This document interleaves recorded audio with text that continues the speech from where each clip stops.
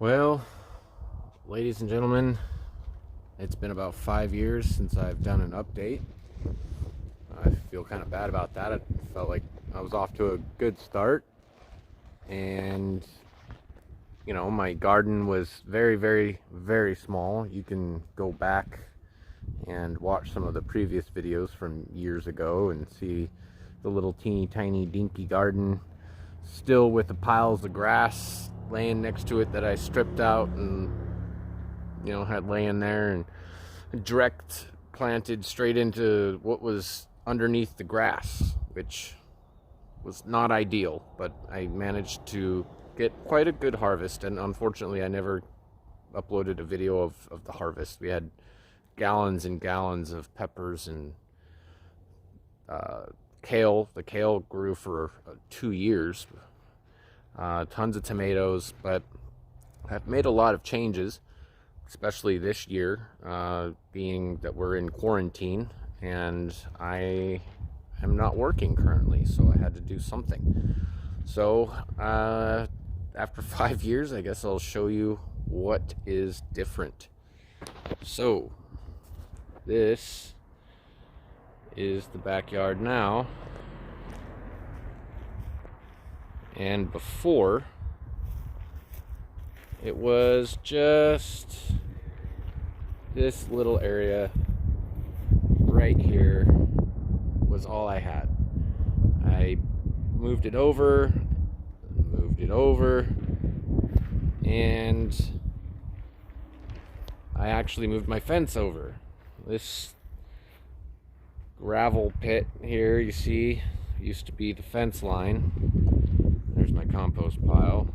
But I moved the fence forward, eating about half my front yard, and this year we added in this bed, and it's all covered with manure, compost. We've got some mesclun growing in this first, well, not growing yet, but planted. We've got some kale. We put together a greenhouse out of a broken pool. So I'll step in here and show you. So down here you can see it's just the pool frame, and up from the frame I've put PVC pipes in and kind of contained it all. And it is windy here, so I have a stake that kind of holds the top down from bouncing around too much. There's a heater in here for the nights. The last couple nights we've dropped below freezing, which has not been great. We've got some peas starting to show up, some Swiss chard. There's some squash and pumpkins trying to pop through. Some Brussels sprouts. We've got tomatoes that are there. You can't really see them, but they're starting. It's fine. It's a little late, but it's whatever. Always seem to be late to the party with tomatoes. I got peppers going inside. Under here we've got some short and sweets in these 2 rows here. We've got some early scarlet white tip radishes. I don't know why anyone calls their radishes early, because they all grow ridiculously fast. Here we've got yellow onions in 1.5 rows, and then in the other we've got red onions in the other 1.5 rows. There's a little bit of bird netting with some burlap. The burlap's just to help it not blow away and erode my stuff, and also just, it's like a temporary mulch to keep the moisture from evaporating. So because these are from seed, direct sowed, and yeah, we want to keep them as wet as possible for as long as possible. Once I pull the burlap away, the bird netting will help prevent the birds from trying to pick them up out of the ground. So every morning at about 7 or 8 o'clock, the birds are out here just picking whatever they can, because it's spring and they're building their nests. And yeah, I've got probably 60 other varieties of seed that we'll be selectively deciding to plant. I've got the squash is going to be growing vertical up this. This was a dog house, or dog kennel rather, on the side of my house. It's been there for 7 years or so. I cannibalized it, took it apart, and I had another spare pool frame, and I just bolted it into the bottom of these railroad ties, and then put the metal poles from the thing in on the dog kennel and stretched the chain link fence all the way down. It's about 22 feet. We'll be doing our peas, our pole beans, and squash all along here, and probably cucumber too. It's because they take up so much space, square footage wise. We want to save that space for other crops. And there will be crop rotations. I've got some rainbow carrots we'll probably do later on in the season. I might be able to get three crops of carrots. I've got peppers. I got 5 or 6 different kinds of peppers. I've got some oregano and some basil and thyme. You'll have to excuse these trucks driving by every 60 seconds. These guys are building a new neighborhood residential development down the street. So there's an apple tree. That's one apple tree, and we had so many apples off it last year. This is a grapevine. Should get lots of grapes off of it this year. Just had a little bit last year. Had a bunch of strawberries all along this back fence, but I recently put in this giant pool, and so I'm gonna have to relocate the strawberries. Fortunately, strawberries love to be relocated and replanted. This is a work in progress. It's going to be a little stream. This is with the remnants of a remaining pool that broke. And then this is the pool liner I dug a pond for. There's some fish in there. And this is all, it's kind of ugly, but it's a work in progress. This is a peach tree. It kind of got hit a little hard with these cold nights. It was 26 degrees this morning, so I don't know.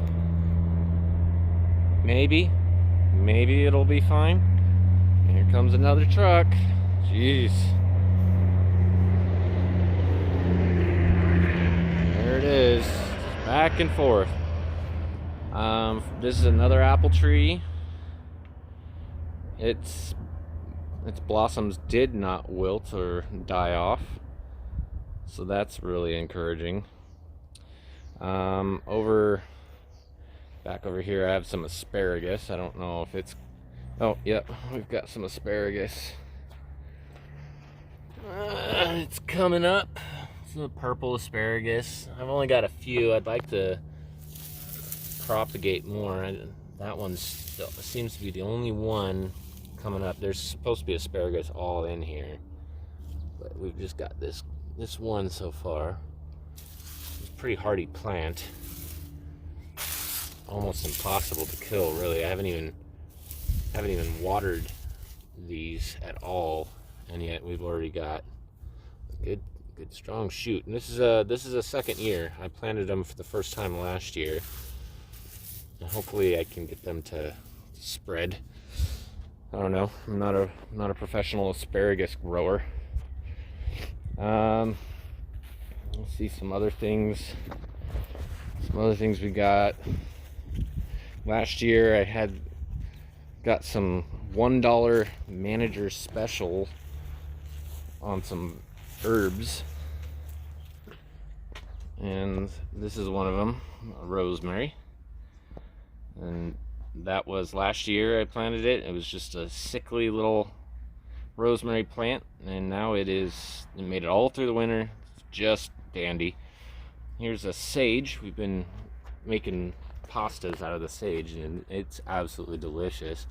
And I mean, we've been pulling off stuff. There's so much of it in the compost. This thing, again, I got it for $1.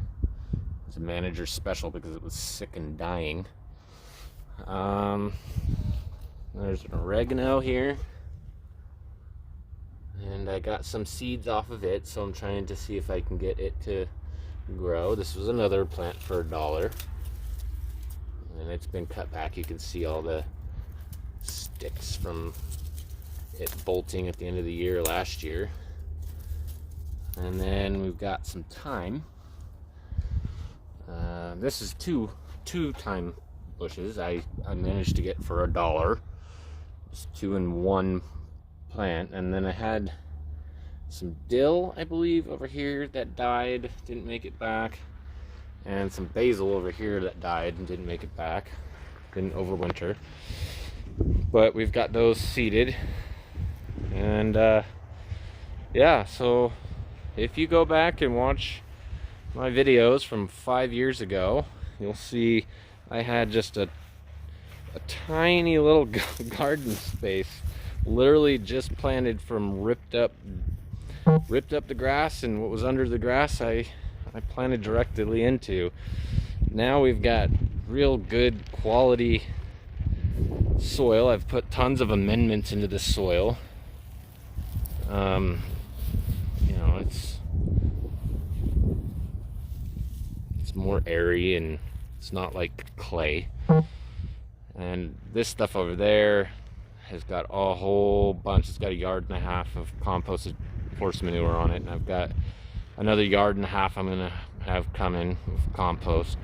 But last time my garden was a little bit bigger than just what you see under this burlap here 5 years ago, and now it's much bigger, and I will have more food than I know what to do with.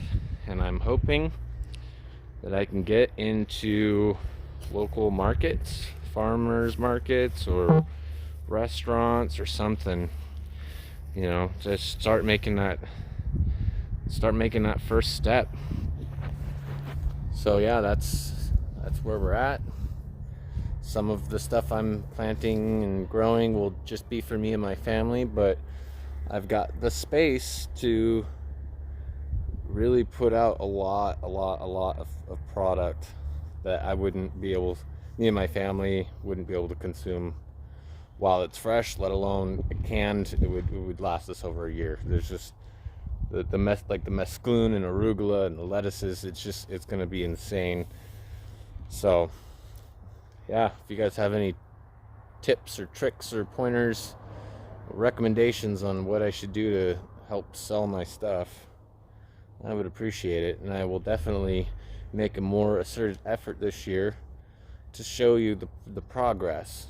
My pepper pruning video did pretty well on its own. It's got like 16,000 views, and I don't have a whole lot of negative comments. And there's actually 3 or 4 videos after my pepper pruning video.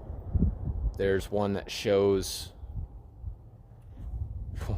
tons of peppers, and that was still pre-harvest. We ended up with probably 20 gallons of peppers. I think actually I still have 1 or 2 jars of peppers from that still.